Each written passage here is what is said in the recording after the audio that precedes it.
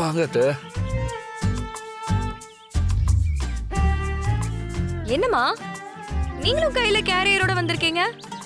இல்ல, வீட்ல நான் ஜெயிச்சதுக்காக விருந்து சமைச்சோம். உங்களை மட்டும் எப்படி விட்டுட்டு சாப்பிடுறதுன்னு இதோ உங்களுக்கும் எடுத்துட்டு வந்திருக்கோம்.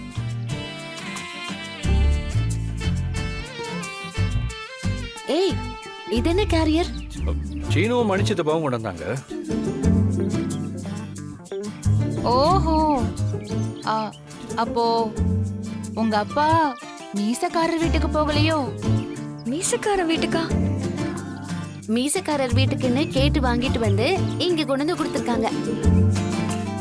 ஓ, அதுதான் மணி மாமாவும் மீசக்காரன்னு சொல்லிக்கிட்டு இருந்தாரா? மணி மாமாவா? அவர் எங்க? 2 பேரும் உள்ளதான் ஒளிஞ்சிட்டு இருக்காங்க. ஐயோ சொல்லிட்டானே. ஏய் வாடா ரே சீனு. போதும்ண்ணே, தங்கச்சி தெரிஞ்சிருச்சு. வாங்க. வாங்க. என்ன மீசக்காரர் வீட்டுக்கு போறேன்னு இங்க வந்திருக்கீங்க? அதை ஏன் கேக்குற தங்கச்சி? அது மச்சான் மீசக்காரர் வீட்டுக்கு தான் வண்டியை விட்டாரு. ஆனா அது என்னமோ ரூட் மாதிரி நேரா இங்க வந்துருச்சு. ஆமா அத்த. சரி வந்ததுதான் வந்துட்டோம். அப்படியே சாப்பாட்டை தனா வீட்டுக்கு கொடுத்துட்டு வந்துடுங்கன்னு மாமா சொன்னாரு. அதான். தெரியுது.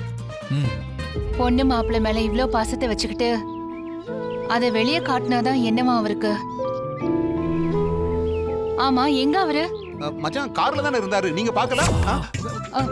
கார்லயா? பாத்தீங்களா பெரியம்மா? பெரியப்பா கார்ல ஒளிஞ்சிட்டு இருக்காரு போல. பொண்ணு மாப்பிள்ளை மேல கோவத்தை காட்டுற மாதிரி காட்டுறது. ஆனா நமக்கு முந்தி சாப்பாட்டை ஆளா கொண்டு வந்து கொடுக்கறது. மனசுக்குள்ள அவ்வளோ பாசம்.